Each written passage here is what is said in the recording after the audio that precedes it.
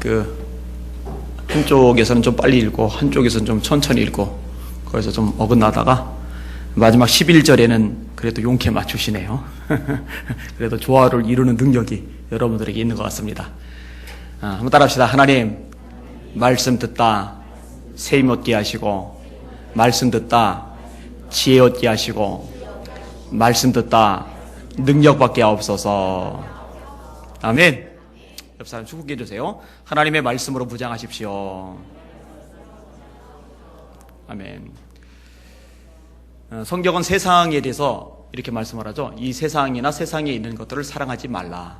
누구든지 세상을 사랑하면 아버지의 사랑이 그 속에 있지 아니하니 이는 세상에 있는 모든 것이 육신의 정욕과 안목의 정욕과 이생의 자랑이니 다 세상으로부터 온 것이요 아버지께로부터 온 것이 아니라. 이 세상도 그 정욕도 다 지나가되 하나님의 뜻을 행하는 자는 영원히 있느니라. 그 세상의 흐름이 있잖아요. 근데 이 세상의 흐름과 하나님의 말씀대로 사는 사람의 방향이 다를 때가 많아요. 충돌이 상당히 많이 발생을 합니다. 문제가 뭐냐면요, 이럴 때 여기에 꺾인다는 거죠. 참 많이들 꺾여요. 근데 그럴 때 꺾이지 않고 자기 신앙을 지켜나가는 사람, 그게 이제 진짜 백이라고 말할 수 있겠죠. 여기는 여러분들은 승리하는 자 되시기를 주님의 이름으로 축원합니다. 오늘 본문은 느부갓네살이 신상을 세운 것과 관련된 아주 유명한 얘기, 여러분들이 너무나 잘 아는 그런 얘기입니다. 이 느부갓네살 왕이 어리석은 행동을 하죠. 첫 번째는 우상을 만드는 일입니다. 1절을 보세요. 시작. 느부갓네살 왕이 금으로 신상을 만들었으니 높이는 60규빗이요 너비는 6규빗이라 그것을 바벨론 지방의 두라 평지에 세웠더라. 우상을 만드는 것 당연히 어리석은 짓이죠. 왜냐하면 하나님은 우상 숭배를 가장 싫어하시기 때문입니다. 우상 숭배가 뭐예요? 하나님만이 하나님이신데 그 하나님의 자리에 다른 어떤 대상을 올려놓는 모든 것을 통칭해서 우상 숭배라고 합니다. 특별히 이제 고대 우상 숭배는 형상을 만들어서 그것을 하나님인 양 거기다가 찬양하고 기도하고 예배드리고 있죠. 바벨론 왕 느부갓네살도 그걸 한 거예요. 아주 거대하게 금으로 신상을 만들어서 그것을 하나님이다 이렇게 고백하게 만든 거죠. 출애굽기 20장에 십계명을 주시오. 그 중에 4절이 이렇게 말씀합니다. 너를 위하여 새긴 우상을 만들지 말고 또 위로 하늘에 있는 것이나 아래로 땅에 있는 것이나 땅 아래 물속에 있는 것에 아무 형상이든지 만들지 말며 그것들에게 절하지 말라. 그것들을 섬기지 말라. 나 여호와 너희 하나님은 질투하는 하나님인즉 나를 미워하는 자의 죄를 덮되 아비로부터 아들에게로 3, 4대까지 이르게 하거니와 나를 사랑하고 내 계명을 지키는 자에게는 1000대까지 은혜를 베푸느니라. 근데 이 말씀대로 실제로요, 우상숭배하는 집안, 우상숭배가 심한 나라를 하나님이 심판하시는 예를 우리는 얼마든지 찾아볼 수가 있어요. 어리석은 거예요, 우상숭배는요. 두 번째로 이 느부갓네살의 어리석음은요, 본인이 우상숭배를 할 뿐만 아니라 백성들로 하여금 우상숭배하도록 강요를 한다는 거죠. 그게 2절에서 4절까지 내용이죠. 5절까지. 2절에서 5절까지 같이 읽겠습니다. 시작. 느부갓네살 왕이 사람을 보내어 총독과 수령과 행정관과 모사와 재무관과 재판관과 법률사와 각 지방 모든 관원을 느부갓네살 왕이 세운 신상의 낙성식에 참석하게 하며 이에 총독과 수령과 행정관과 모사와 재무관과 재판관과 법률사와 각 지방 모든 관원이 느부갓네살 왕이 세운 신상의 낙성식에 참석하여 느부갓네살 왕이 세운 신상 앞에 서니라. 선포하는 자가 크게 외쳐 이르되 백성들과 나라들과 각 언어로 말하는 자들아 왕이 너희 무리에게 명하시나니 피리와 수금과 사면금과 양금과 생황과 및 모든 악기 소리를 들을 때에 엎드려 느부갓네살 왕이 세운 금신상에게 절하라. 아멘. 느부갓네살은 바벨론이란 거대한 제국의 최고 통치자 왕입니다. 여기 보면은 백성들과 나라들과 각 언어로 말하는 자들아 이렇게 말하고 있잖아요. 왜 각 언어란 말이 나올까? 백성들이란 말, 나라들이란 말이 왜 나올까? 이 바벨론은 제국입니다. 수많은 나라를 집어삼켰거든요. 그래서 그 나라 안에는, 제국 안에는 다양한 민족들이, 다양한 언어들이 공존하고 있어요. 그들에게 왕이 명령을 내리는 겁니다. 내가 세운 금신상에게 너희들이 엎드려 절해야만 한다. 지금 민주주의 시대 사는 저와 여러분들에게는 사실 이런 왕의 개념들이 선뜻 와닿지 않습니다. 사극을 통해서 조금 접할 뿐이겠죠. 지금은 대통령이 어떤 지시를 내린다고 해서 국민들이 다 말을 듣느냐? 안 들어요. 대통령 욕하기도 하죠. 공격하기도 하죠. 근데 왕정 시대에서 왕의 명령은 절대적입니다. 왕이 하라 하면 해야 돼요. 왕이 하지 말라면 하면 안 돼요. 왕이 가라면 가야 되고 왕이 오라면 와야 됩니다. 왕의 말은 절대적이에요. 왕의 말은 그게 곧 법적인 효력을 지닙니다. 근데 그 왕이 명령을 내린 거예요. 내가 만든 신상에게 엎드려 절해라. 이게 자기만 우상 숭배하는 게 아니라 자기가 가진 권력을 힘을 이용해서 다른 사람들도 하나님 앞에 죄를 짓게 만드는, 그래서 이제 어리석은 행동이라고 말씀을 드린 겁니다. 세 번째로 이 차원에서 끝나지 않죠. 우상에게 절하지 않으면 죽이겠다고 협박을 해댑니다. 그게 6절이죠. 같이 읽겠습니다. 시작. 누구든지 엎드려 절하지 아니하는 자는 즉시 맹렬히 타는 풀목불에 던져 넣으리라 하였더라. 이런 것도 지금 우리 시대에는 납득이 잘 안 갑니다. 자기 말 안 듣는다고 그를 죽여요? 누가 죽입니까? 장관도 총리도 대통령도 사람을 죽이면요 법으로 처단을 당합니다. 감옥에 들어가야 됩니다. 근데 왕은 그렇지 않아요. 왕은 사람을 살리고 죽이고 하는 모든 권한을 가지고 있어요. 왕이 말이 곧 법이니까요. 풀무는 용광로의 다른 말입니다. 쇠를 녹이는 곳이에요. 근처에 가 있기도 힘들 만큼 뜨거운 곳입니다. 그런데 느부갓네살이 자기가 만든 우상에 절하지 않는 자를 그 풀무불 속에 집어넣어 태워 죽이겠다는 거예요. 녹여 죽이겠다는 거예요. 이런 강요와 위협은 하나님을 섬기는 사람들에게는 커다란 짐이 됩니다. 왜냐하면 하나님을 거역하라는 말하고 다름이 없기 때문에 그래요. 그런데 하나님의 말씀을 거역하지 않으려면은 죽어야 돼요. 죽음을 선택해야만 해요. 이게 이제 문제인 거죠. 최근 케냐에서 60명 정도가 탄 버스를 소말리아 이슬람 사람들이 멈추게 했죠. 그럼 이제 그들에게 코란을 외워보라고 그래요. 그 중에 28명이 못 외워요. 못 외웠는지 안 외웠는지. 어쩌면 아는 구절 있어 애우는 척 할 수도 있었을지 모르겠어요. 근데 못 외웠어요. 그 28명을 그 자리에서 다 쏴 죽였어요. 그들 28명은 다 기독교인이랍니다. 제가 최근에 그 기사를 읽으면서 얼마나 마음이 아팠는지 몰라요. 참 우리 대한민국은 너무나 편하고 너무나 여유롭고 너무나 넉넉하고 너무나 안락해가지고 잠든 성도들이 천진데 지금도 이렇게 생명을 걸고 예수님을 믿어야 되는 곳이 있구나, 이런 생각이 들어요. 지금 이런 지역도 이 느부갓네살이 통치하는 바벨론 지역도 마찬가지죠. 폴리캅이 늙은 나이에 로마 군인에게 붙잡혔죠. 로마의 관원이 폴리캅에게 말을 했습니다. 예수를 부인하지 않으면 화형을 시키겠다. 부인합니까? 부인 안 하죠. 부인을 하면은 살 수 있지만은 부인하지 않고 죽는 길을 선택해요. 우리도 그 정도는 아니지만은요, 수많은 우상숭배의 문제하고 부딪히며 살아갑니다. 사람들이요, 자기가 창조하신 하나님을 섬기지 않고 인간이 만든 것들, 인간의 손으로 이루어진 것들, 이것을 하나님의 자리에 올려놓고 살아요. 우리는 생명의 위협까지는 당하지는 않지만은요, 이런 것들과 싸우는 그런 싸움을 벌이면서 살아가야만 합니다. 예를 들어서 현대인들이 가장 신처럼 여기는 존재는 뭐니도 돈입니다. 돈. 그죠? 돈이 하나님이에요. 돈이 하나님의 자리에 있어요.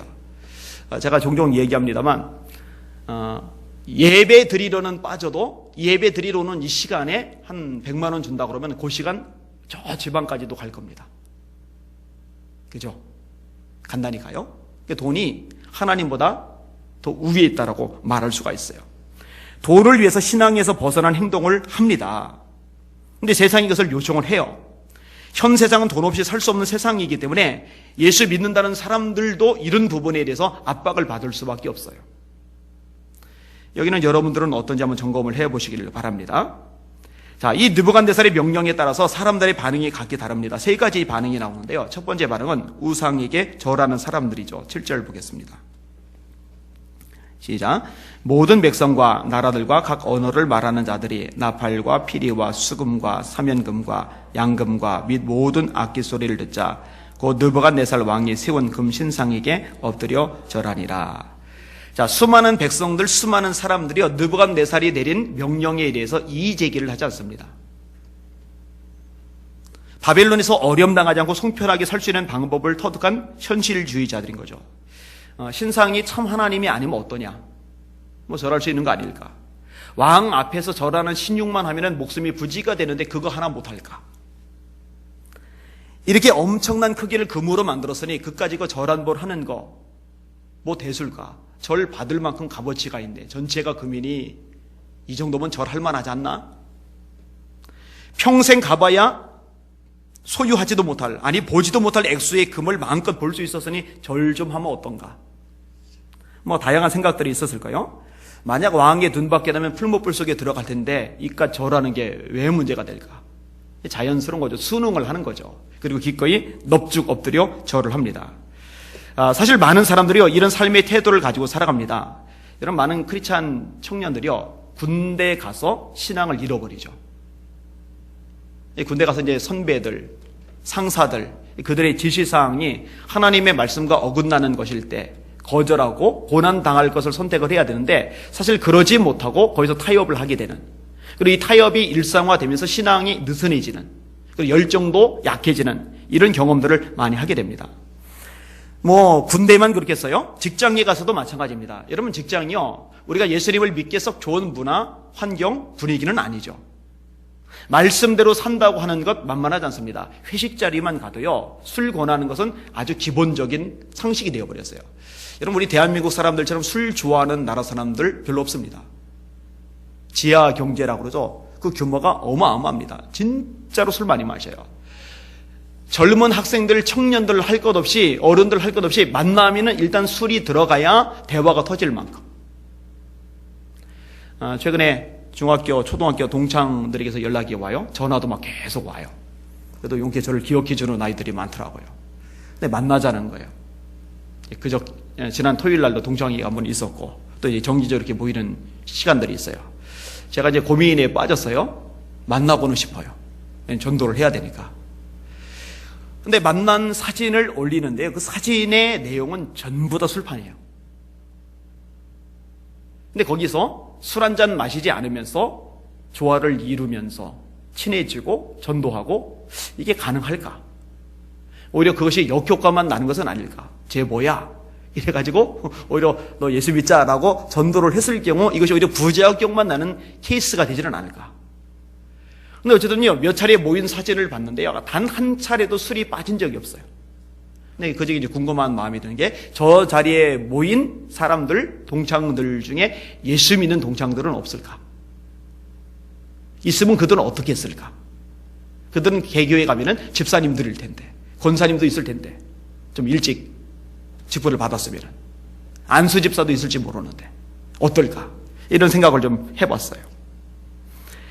아무튼요, 하나님께서 기뻐하지 않는다면요, 하지 말아야 돼요. 왕따를 당하더라도, 좀 곤란을 겪더라도, 좀 위기를 만나더라도 노라고 대답할 수 있어야 돼요. 근데 많이들 순응을 합니다. 교인들의 우상 숭배는요, 일상의 생활 속에서도 많이 나타납니다. 그냥 순응하며 사는 거예요. 어떤 사람은 남편이 우상이죠. 어떤 사람은 아내가 우상입니다. 어떤 사람은 자식이 우상입니다. 어떤 사람은 아까 말했듯이 돈이 우상이에요. 어떤 사람은 자기가 가지고 있는 어떤 생각이 우상일 수도 있어요. 여러분 어떠세요? 여러분 한번 점검을 해보셨으면 좋겠습니다. 자, 두 번째 부류의 사람들은요, 절하지 않는 사람들 참수하는 무리들입니다. 첫 번째 무리하고 같은 맥락에 서 있는 사람들입니다. 8절에서 12절까지 같이 읽도록 하겠습니다. 시작. 그때에 어떤 갈대아 사람들이 나와 유다 사람들을 참수하니라. 그들이 느부갓네살 왕에게 이르되, 왕이여 만수무강하옵소서. 왕이여 왕이 명령을 내리사 모든 사람이 나팔과 피리와 수금과 사면금과 양금과 생황과 및 모든 악기 소리를 듣거든 엎드려 금신상에게 절할 것이라. 누구든지 엎드려 절하지 아니하는 자는 맹렬히 타는 풀무불 가운데에 던져 넣음을 당하리라 하지 아니하셨나이까. 이제 몇 유다 사람 사드락과 메삭과 아벳느고는 왕이 세워 바벨론 지방을 다스리게 하신 자이거늘, 왕이여 이 사람들이 왕을 높이지 아니하며 왕의 신들을 섬기지 아니하며 왕이 세우신 금신상에게 절하지 아니하나이다. 아멘. 자, 다들 엎드려서 절을 해요. 절하는 와중에서 절하자는 세 명이 눈에 띄었어요. 사드락, 메삭, 아벳느고죠. 이들을 본 나머지 갈대아 사람들이 쪼르르 왕에게 달려가서 왕이 했던 말을 상기시키는 겁니다. 왕이시여, 분명히 왕께서 말씀하기를 악기 소리가 들릴 때에 이 신상에게 절하지 않는 사람은 풀무불 속에 집어넣기로 하지 않으셨습니까? 이 이야기는 무슨 말이에요? 왕께서 말씀하신 대로 저놈들 풀무불 속에 집어넣어 주십시오. 아니, 자기들이 절하는 것까지는 괜찮아요. 뭐 하라 이거예요. 그런데 다른 사람 절하지 않는 것 굳이 그거를 지적해서 그걸 끄집어내서 왕한테 고자질을 하고 그래서 왕이 그들을 죽이게끔 만들 이유는 없잖아요. 근데 지금 그렇게 하고 있어요. 근데 이 사람들을 묘사하는 말이 갈대아 사람들이라고 돼 있어요. 8절이죠. 그때 어떤 갈대아 사람들이 나와 라고 돼 있어요. 이 갈대아 사람이라는 얘기는 본토 바벨론 사람을 말하는 겁니다. 여기는 사실 정치적인 암투가 작용을 하고 있어요. 이 본토 갈대아 사람들, 그들은 본토 사람들이니까 당연히 특권을 받아야 된다고 생각을 하고 있어요. 그런데 사드랑, 메삭, 아벳느고는 이방에서 포로로 끌려왔던 그런 처지입니다. 그럼에도 불구하고 다니엘을 포함해서 사드랑, 메삭, 아벳느고 이 네 사람은 바벨론 왕의 눈에 들었어요. 눈에 든 이유는 뭐였어요? 지혜 때문입니다. 대화를 나눠보는데 바벨론의 지혜자들, 수많은 지혜자들과 대화를 나눈 상황 속에서 이 네 명을 따라갈 만한 사람이 아무도 없다는 것을 바벨론 왕이 알게 되었어요. 왜 그렇게 가능해졌죠? 하나님이 다니엘과 이 세 명의 친구들에게 지혜를 불어넣어 주셨거든요. 왜 불어넣어 주셨죠? 하나님 앞에 자기를 더럽히지 않겠다고 각오했고 그 각오를 지키기 위해서 목숨 걸고 왕이 내리신 진미를 거절했던 적이 있거든요. 그거 하나님 눈에 이뻤던 거예요. 그래서 그들이 지혜를 주셨던 거예요. 이 지혜가 드러났고 이 드러난 지혜 때문에 느부갓네살 왕이 비록 이방에서 데려온 사람들이지만은 갈대아 본토 사람들만큼이나 지위를 높여주었던 거예요. 이게 꼴보기 싫었던 거죠. 이 정치적인 라이벌인 거죠. 그리고 틈을 발견한 것이고 드디어 고발을 하게 되는 겁니다. 여러분, 이런 모습은요 세상과 성도와의 모습을 잘 보여줍니다. 예수님께서 그런 말씀하세요. 세상이 너희를 미워하면은 너희보다 먼저 나를 미워한 줄 알아라. 세상이 너희를 미워하는 것은 너희가 세상에서 세상에 속한 자가 아니라 나에게 속한 자이기 때문이다. 여러분, 영역이 다른 거예요. 분야가 다른 거예요. 유다 사람들, 갈대아 사람들 서로 속한 곳이 다른 거예요. 미워하는 게 정상일 수밖에 없는 겁니다. 바울 사도가 빌립보서 3장 18절에 이렇게 말씀합니다. 내가 여러 번 너에게 말하였거니와 이제도 눈물을 흘리며 다시 말하노니 여러 사람들이 그리스도 십자가의 원수로 행하느니라. 저희의 마침은 멸망이요 저희의 신은 배요 그 영광은 저희의 부끄러움이 있고 땅의 일을 생각하는 자라. 이게 세상 사람들의 모습이에요. 신이 배예요. 땅의 일을 생각해요.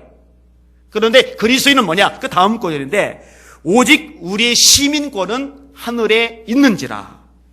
거기로서 구원하는 자 곧 주 예수 그리스도를 기다리노니 라고 말씀하고 있어요. 다시 말해 땅에 속해서 땅의 것을 생각하는 사람들과 달리 우리는 땅에 살지만 땅에 속한 자가 아니라 하늘의 시민권을 가졌어요. 소속이 달라요. 소속이 다르기 때문에 세상으로부터 미움을 받을 수밖에 없는 거죠. 여러분, 미움을 받는 이런 삶에 대해서 자부심을 느끼실 수 있기를 주님의 이름으로 축원합니다. 팔복이 뭐예요? 첫째가 심령이 가라앉는 자 복이 있다. 천국이 너희 것이다. 애통하는 자는 복이 있다. 위로받을 것이다. 온유한 자는 복이 있다. 땅을 기업으로 얻을 것이다. 의에 줄이고 목이 마른 자는 복이 있다. 배부름을 얻을 것이다. 긍휼히 여기는 자는 복이 있다. 긍휼히 여김을 받을 것이다. 마음이 청결한 자는 복이 있다. 하나님을 볼 것이다. 화평케 하는 자는 복이 있다. 하나님의 아들의 일컬음을 받을 것이다. 그리고 여덟 번째가 의를 위하여 핍박을 받는 자는 복이 있나니 천국이 저희 것이니라. 나를 인하여 너희를 욕하고 핍박하고 모든 거짓으로 너희를 거스려 모든 악한 말을 할 때는 기뻐하고 즐거워하라. 하늘에서 너희의 상이 큼이라. 너희 전에 있던 선지자들을 이같이 핍박하였느니라. 예수님을 위해서, 다른 말로 하면 복음을 위해서 핍박을 받으면 기뻐하고 즐거워하라는 거예요. 왜냐하면 하늘에서 상이 크기 때문이라는 거예요. 이 예수님이 우리들에게 해주셨던 말씀이거든요. 디모데후서 3장 12절에 제가 좋아하는 말씀이 있습니다. 한번 따라합시다. 무릇 그리스도 안에서 경건하게 살고자 하는 자는 핍박을 받으리라. 이거 성경이 말씀입니다. 여러분, 이 세상 아까 말했잖아요. 이렇게 흘러가요. 어떤 흐름이 있어요. 죄악된 흐름이 있어요. 불경건한 흐름이 있어요. 이런 흐름에 같이 맞춰가면은 그냥 편하게 지나갈 수가 있는데 이 흐름에 거슬려서 하나님의 말씀대로 살아가려고 하다면 부딪혀요. 충돌이 발생할 수밖에 없어요. 그게 이제 핍박이라는 형태로 나오는 겁니다. 여러분, 신앙생활할 때 나는 정말 편안해. 아무 문제도 없어. 이런 사람들은요, 오히려 자기를 돌아보실 필요가 있어요. 내가 제대로 예수 믿고 있는지 한번 생각을 해보셔야 돼요. 예를 들어서 주님께서 우리에게 주신 명령 중에 제일 중요한 명령이 전도하라는 명령이죠.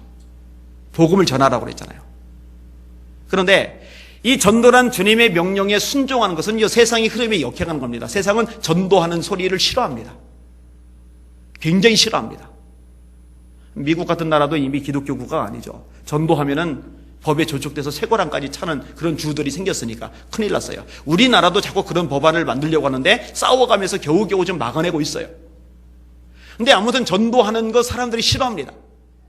여러분이 전도를 시작해보세요. 핍박이 오기 시작합니다. 말 듣기 시작합니다. 친하게 지냈는데, 어제까지만 해도 가깝게 지냈는데 예수 믿으라고 전도하는 순간에 관계가 어려워지기 시작을 해요. 하나님 말씀이 맞아요. 여러분이 정말로 기도 생활을 하려고 해보세요. 정말로 말씀 가까이고 말씀대로 살려고 해보세요. 마귀가 비상등 킵니다. 생각 통해, 환경 통해, 사람 통해, 이런저런 조건 통해서 여러분들을 굴복시키려고 작업이 들어가기 시작합니다. 자기가 끌고 다닐 때는 내버려둬도 되지만 끌고 다닐 수 있는 존재가 아닐 때 그때부터는 무너뜨리려고 공격이 들어오기 시작을 합니다. 사실 이게 힘드니까, 이게 답답하니까 많은 사람들이 굴복을 해버리는 거죠. 다시 말합니다. 무릇 그리스도 예수 안에서 경건하게 살고자 하는 자는 핍박을 받으리라. 기꺼이 핍박을 받는 저 여러분들 되시기를 주님의 이름으로 축원합니다. 욥이 그토록 경건하지 않았다면 사단이 하나님 앞에 참수할 리가 없었겠죠. 이걸 공식처럼 생각을 해두시면 좋아요. 아무튼 그럴 때 포기하지 않고 물러나지 않는 여러분들이 되셔야 할 겁니다. 자, 우상에게 절하라고 그랬을 때 기꺼이 절하는 사람들 첫 번째 부류. 두 번째 부류는 자기들만 절하는 것뿐만 아니라 절하지 않는 사람을 고깝게 생각하고 그들을 해코지하는 사람들, 그들이 있어요. 그리고 세 번째 부류는 이제 사드락 메삭 아벤느고죠. 절하지 않는 거죠. 해코지를 하면은 해코지를 당하더라도 그래도 말씀을 지키겠다고 결단하는 사람들이죠. 이들은 믿음의 소수자입니다. 창조적 소수자입니다. 그리고 하나님이 사용하신 사람들은요, 대부분 이런 사람들이었어요. 놀랍게도 하나님은요, 군중을 통해서 일하시는 분이 아니더라고요. 어떤 권력을 가진 사람, 백그라운드가 좋은 사람, 이런저런 재능과 역량이 뛰어난 사람을 쓰시는 분이 아니더라고요. 연약한 사람에게 하나님의 능력을 주실 수 있고, 사람이 없는 사람에게 사람도 하나님이 붙여주실 수 있고, 능력이 없는 사람에게 능력도 주실 수 있어요. 단 중심은 반듯해야죠. 주께서 심지가 견고한 자를 평강하도록 지키시리니 이는 저가 주를 의뢰함이니라. 이사야 26장 3절의 말씀대로 중심이 심지가 하나님 앞에 반드시 서 있는 사람, 이런 사람을 하나님이 참 기뻐하세요. 오늘 본문에 사드락 메삭 아벤느고가 그런 사람들이죠. 여러분들이 그런 하나님의 사람들 되시기를 주님의 이름으로 축원합니다. 엘리야가 하나님의 말씀을 지키기 위해서 목을 걸잖아요. 하나님을 떠나고 거역하는 그런 세대 속에서 하나님을서 기꺼이 싸우잖아요. 기드온이 또 그런 삶을 살잖아요. 아브라함이 그렇게 부르심을 받았을 때 우상의 도시 갈대우르를 기꺼이 떠나잖아요. 이런 사람들, 하나님이 쓰실 만한 사람들인 겁니다. 저와 여러분이 그런 사람들로 서실 수 있기를 주님의 이름으로 축원합니다. 아멘. 그 미국 로스앤젤레스 벨리 고교 한 한인 학생이 $30,000 이상의 장학금을 받으면서 하버드 대학교 장학생으로 들어갔답니다. 어마어마한 거죠. 들어가는 것 자체가 굉장히 힘들더라고요. 최근에 제가 이런 관련된 책자 하나가 집에 굴러다니길래 그 책을 읽었더니 그 학교 들어가는 것은 공부만 잘하는 것만 가지고 안 되더라고요. 악기도 잘 다뤄야 되고, 봉사활동도 많이 해야 되고, 또 운동도 잘해야 되고, 이 다 갖춰줘야지 들어갈 수 있는 데인데, 근데 그런 학기에 장학금 거액을 받으면서 들어가니까 얼마나 대단합니까? 근데 아버지가 초등학교 5학년 때 교통사고로 세상을 떠났답니다. 엄마가 의료업체 공장 다니면서 싹바느질 해서 공부를 시켰는데 그 어려운 형편에 그렇게 장학생으로 들어가게 된 거예요. 사람들이 물어요. 어떻게 해서 그렇게 열심히 공부를 할 수 있었냐? 그랬더니 이렇게 대답했답니다. 놀고 싶을 때, 공부하기 싫을 때 아버지를 생각했습니다. 자신이 어떻게 하는 것이 아버지를 기쁘게 하는 것일까? 그거를 고민을 했대요. 이걸 읽으면서 참 감동이 되었어요. 여러분, 우리 입장에서도 생각해 볼 아버지가 계시잖아요.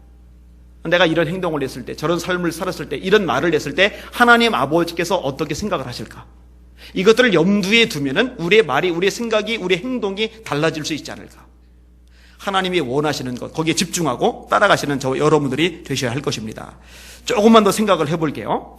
세상에 도전하는 이 세 사람의 특징을 조금 더 생각을 해볼 필요가 있기 때문입니다. 한번 따라합시다. 세상에 도전하는 자는 세상보다 하나님께 더 관심을 둔다.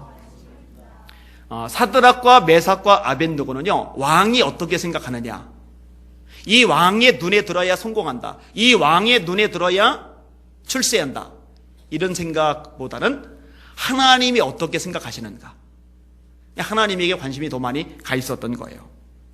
또 관원들의 이목보다 하나님께 더 집중이 된 거죠. 백성들의 반응보다 하나님께 더 집중이 되었던 거죠. 자신의 이익보다 하나님을 더 먼저 생각했던 거죠. 여러분의 생각 속에 하나님을 생각하는 것이 더 많아지기를 주님의 이름으로 축원합니다.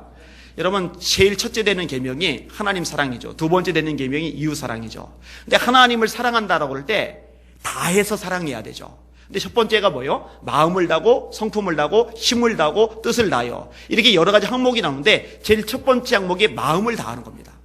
여러분, 사람의 마음이라는 것은요, 어느 한 곳에 막 집중이 되면은요, 다른 것들을 놓칩니다. 그래서 어떤 것에 특별히 마음을 빼앗기고 있는 사람을 보면은요, 실수를 자꾸만 합니다. 왜냐하면 마음이 한계를 지니고 있기 때문에 그래요. 하나님을 사랑한다고 그럴 때 마음을 다하라는 얘기는 우리 마음이 하나님께 집중되어야 된다는 거예요. 근데 세상이 집중이 되어 있으면은, 아니면 다른 어떤 것들이 집중이 되어 있으면은 하나님을 생각할 수 있는 여지가 줄어들 수밖에 없어요. 그게 우리 마음이 가진 한계거든요. 여러분들의 마음이 하나님을 많이 향하실 수 있기를 주님의 이름으로 축원합니다. 그렇게 되셔야 합니다. 자, 그 다음에 두 번째 따라합시다. 거룩한 왕따를 두려워하지 않아야 한다. 왕딸은 집단 따돌림이죠. 이지메라고 일본말로 그렇게 말을 합니다. 이 집단 따돌림이 상당히 타격을 많이 줍니다. 이 집단 따돌림을 당하는 아이들이요, 정서적으로 문제가 생긴대요. 어른들도 문제가 생기죠. 그리고 이게 자살로까지 몰아세우는 아주 무서운 것이 바로 이 집단 왕따입니다. 집단 따돌림입니다. 그런데 왜 거룩한 왕따라고 했느냐? 하나님을 섬기기 위해서, 하나님의 말씀에 순종하기 위해서 기꺼이 왕따 당하는 것을 선택했기 때문에 그렇습니다. 여러분, 사드락 메삭 아벳느고가 그런 왕따를 당한 거예요. 왕에게, 관원들에게, 그리고 백성들에게. 숨을 곳이 없고 피할 곳도 없는 거예요. 여러분, 그럼에도 불구하고요, 스스로 거룩한 왕따가 되기를 자처했기 때문에 자기가 외롭다고, 내가 왜 비참하게 이런 신세가 됐느냐고 위축되지는 않아요. 오히려 당당하죠. 왕이 우리를 풀무불 속에 집어넣으시면은 하나님이 건져내실 것입니다. 그리 아니하실지라도 우리는 왕이 세운 금신상에게 절하지 아니할 줄을 아십시오. 여러분, 얼마나 당당합니까? 멋있는 사람이죠.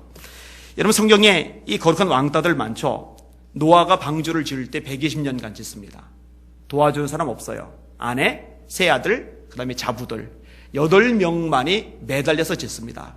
여러분, 모든 종류의 동물들, 정결한 동물은 7쌍씩, 부정한 동물은 2쌍씩 집어넣을 정도의 규모니까 얼마나 거대합니까? 그 거대한 것을 현대의 어떤 목공 기계들 없는 상태로 그렇게 손으로 다 만들려니 얼마나 힘들겠어요. 이거 쉬운 일 아닙니다.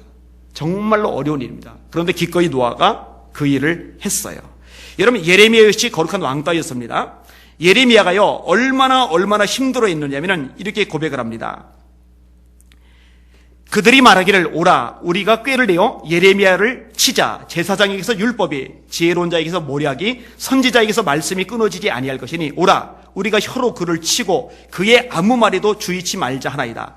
여호와여, 나를 돌아보사 나와 더불어 다투는 그들의 목소리를 들어보옵소서. 어찌 악으로 손을 갚으리까마는 그들이 나의 생명을 해하려고 구덩이를 팠나이다. 내가 주의 분노를 그들에게 돌이키게 하고 주의 앞에 서서 그들을 위하여 선한 말씀한 것을 기억하옵소서. 나는 무리의 비방과 사방의 두려움을 들었나이다. 그들이 이르기를 고소하라. 우리도 고소하리라오며 나의 친한 벗도 다 나의 타락하기를 기다리며 피차 이르기를 그가 혹시 유혹을 받으리니 우리가 그를 이기어 우리 원수를 갚자 하나이다. 예레미야를 둘러싼 사람들이 전부 다 예레미야를 손가락질하는 겁니다. 비방하는 겁니다. 구덩이에 던지기도 하고요, 매로 때리기도 하고요. 그런데 아무도 꺼내주지 않고 아무도 막아주지를 않아요. 비방, 모욕, 치욕, 이런 용어들이 난무를 합니다. 여러분, 누군가가 여러분들을 미워해 보세요. 누군가가 여러분들에 대해서 수군거려 보세요. 누군가가 여러분에서 공격적인 말들을 해보세요. 그거 한 6개월 정도만 몇 사람이 그런 일을 반복하면은요, 여러분 정신적으로 굉장히 힘들어질 겁니다. 근데 예레미야는요, 몇 사람이 아니라 예레미야를 뺀 모든 사람들, 고관들, 제사장들, 거짓 선지자들, 일반 백성들까지 전부 다 예레미야에게 등을 돌렸어요. 왜 등 돌렸는지 아세요? 예레미야 메시지 때문입니다. 하나님이 예레미야 보고 전하라고 하신 말씀이 있어요. 뭐냐? 바벨론하고 싸우지 말아라. 애굽을 의지하지 말아라. 바벨론에게 함락되는 것은 하나님의 뜻이다. 우리 식으로 따지면 일본하고 싸우지 말아라. 미국을 의지하지 말아라. 일본에 항복해서 일본의 속국이 되는 것이 하나님의 뜻이다라고 목사가 설교하는 것하고 똑같은 메시지를 예레미야가 전한 거예요. 그러다 보니까 왕이 좋아할 수가 없죠. 신하들이 좋아할 수가 없죠. 백성들이 좋아할 수가 없죠. 다 등 돌리는 거예요. 마저도 내비두고 가둬도 내비두고 욕을 먹어도 잘했다고 박수 칠지언정 예레미야 편 들어주는 사람이 아무도 없는 거예요. 그러니까 예레미야가 이렇게 말하는 대목이 있습니다. 내가 다시는 여호와의 이름으로 선포하지 아니하리라 하면 나의 중심이 불붙는 것 같아서 골수에 사무치니 내가 답답하여 견딜 수 없나이다. 하나님의 말씀을 전하는 이것 때문에 내가 고난을 당하고 미움을 당하고 왕따를 당하기 때문에 입을 다물리라고 작정을 해본 거예요. 그래, 내가 말씀만 안 전하면, 예언만 안 하면은 나도 이제 좀 편하게 살 수 있겠지. 그런데 답답해서 견딜 수가 없는 거예요. 또다시 나가서 전하는 거예요. 회개하라고, 하나님 앞에 바로 서라고. 그리고 70년이 차면은 바벨론이 멸망당할 것이고 다시 고향 땅에 돌아올 것이라고. 나중에 이 예언 그대로 성취가 됩니다. 아무튼 거룩한 왕따죠. 여러분, 때로 우리도 이렇게 될 수가 있어요. 그때 당당한 여러분들 되시길 주님의 이름으로 축원합니다. 하나님의 갚아주심을, 하나님의 역사심을 믿고 힘을 내시는 여러분들 되시기를 주님의 이름으로 축원합니다. 마지막 하나만 더 생각해 봅시다. 따라합시다. 생명보다 하나님의 말씀을 우선시하였다. 자, 절하지 않으면은 죽어요. 절하면은 살아요. 사는데 하나님의 말씀을 어기는 것이 돼요. 사드락, 메삭, 아벳느고는 하나님의 말씀을 어기고 생명을 부지하고 부귀영화를 누리는 것보다 하나님의 말씀에 순종하고 차라리 죽는 것을 선택했던 사람들입니다. 예수님도 이 목숨 관련해서 말씀을 하셨잖아요. 너희 중에 살고자 하는 자는 죽는다. 죽고자 하는 자는 산다. 이런 목숨을 건 사람은요, 다른 것 거는 거 어렵지 않습니다. 돈 거는 거 어렵지 않아요. 재능 거는 거, 시간 거는 거, 젊음 거는 거 어렵지 않아요. 이런 목숨까지도 걸 수 있는 여러분들 되시기를 주님의 이름으로 축원합니다. 그것을 주님이 원하시는 거예요. 여러분, 예수님께서 고난을 당하신 이유에 대해서 성경은 그 고난의 자체를 우리가 따라가게 하기 위해서 고난을 당하셨다라고 말씀을 합니다. 예수님은 겟세마네 동산에서 당신의 목숨을 걸고 기도를 하셨죠. 아버지의 뜻대로 되기를 원합니다. 죽겠다는 얘기죠. 군인들이 예수님을 잡으러 나왔을 때 베드로가 말고의 귀를 뱁니다. 그 귀를 도로 붙여주시면서 주님이 하신 말씀, 지금 12군단 더 되는 천사 부를 수 있다는 거예요.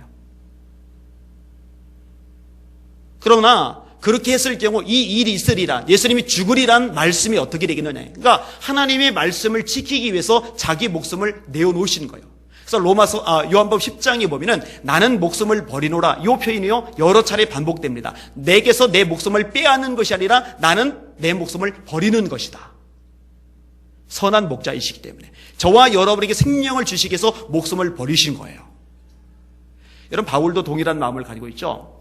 사도행전 20장입니다. 예루살렘에 올라갑니다. 사람들이 말려요. 당신 가면 죽습니다. 당신 가면 잡힙니다. 당신 가면 고난을 당합니다. 어떤 사람은 울어요. 그런데 바울이 이렇게 말합니다. 너희가 어찌하여서 울어가지고 내 마음을 상하게 하느냐. 성령이 내게 증거하시기를 각성에서 환난과 결박이 나를 기다린다 하시나 나의 달려갈 길과 주 예수께 받은 사명, 그 하나님의 은혜의 복음 증거하는 일을 마치려 하면은 나의 생명을 조금도 귀한 것으로 여기지 아니하노라. 나는 예루살렘에서 결박당할 뿐 아니라 죽을 것도 각오하였느니라. 죽을 줄 알면서 예루살렘 올라가신 예수님처럼 죽을 줄 알면서 바울 사도 역시 예루살렘으로 올라간 거예요. 그리고 거기서 결박이 된 거고 로마로 압송됐고 로마에서 복음을 전하다가 네로 황제 때 순교를 당한 거예요. 여러분, 기독교는 이런 순교의 역사를 가지고 있잖아요. 우리 대한민국에도 수많은 순교자들이 있었고요. 이런 목숨 건 신앙이 필요합니다. 다시 말해서 내가 하나님의 말씀을 어기느니 차라리 죽는 게 낫다. 죽을지언정 나는 하나님의 말씀을 지키겠다. 이런 목숨 건 신앙인들이 대한민국에 일어나야 이 땅에 다시 한번 부흥이 일어나게 될 거예요. 여러분들이 그런 신앙을 가지실 수 있기를 주님의 이름으로 축원합니다. 이미 너무나 반복적으로서 잘하는 얘기가 있잖아요. 창끝이라는 영화로 나왔던 5 젊은이들에 대한 이야기.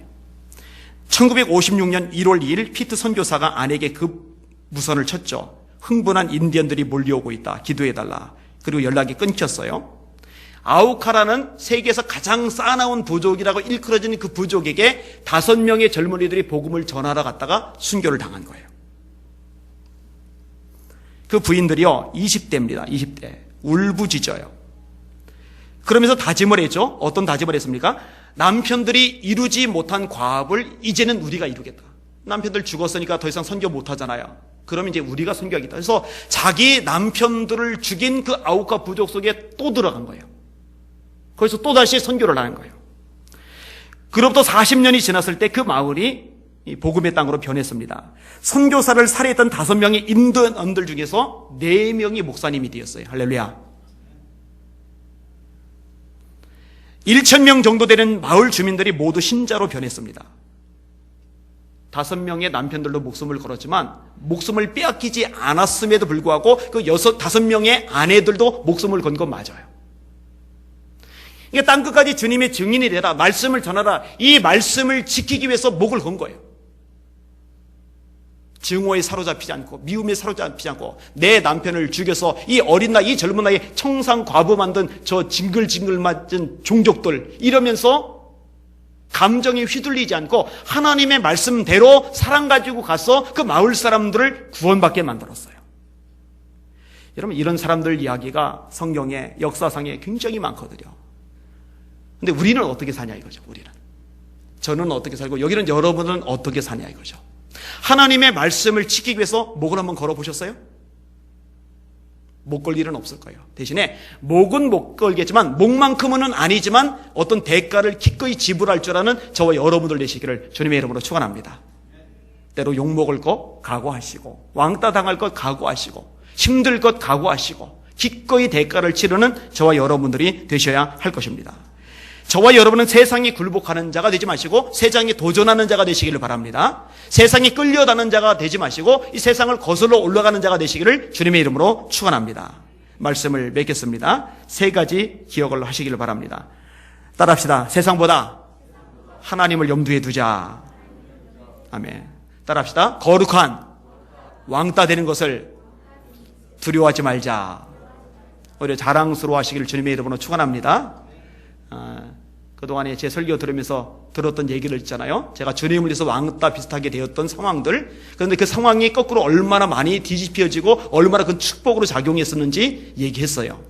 또 얘기를 하면은 지루할까봐 다 건너뛰었습니다만. 3번째 따라합시다. 하나님의 말씀을 내 목숨보다 더 중요하게 생각하고 살자. 그렇게 사시는 저와 여러분들 되시기를 주님의 이름으로 축원합니다. 아멘. 기도하겠습니다.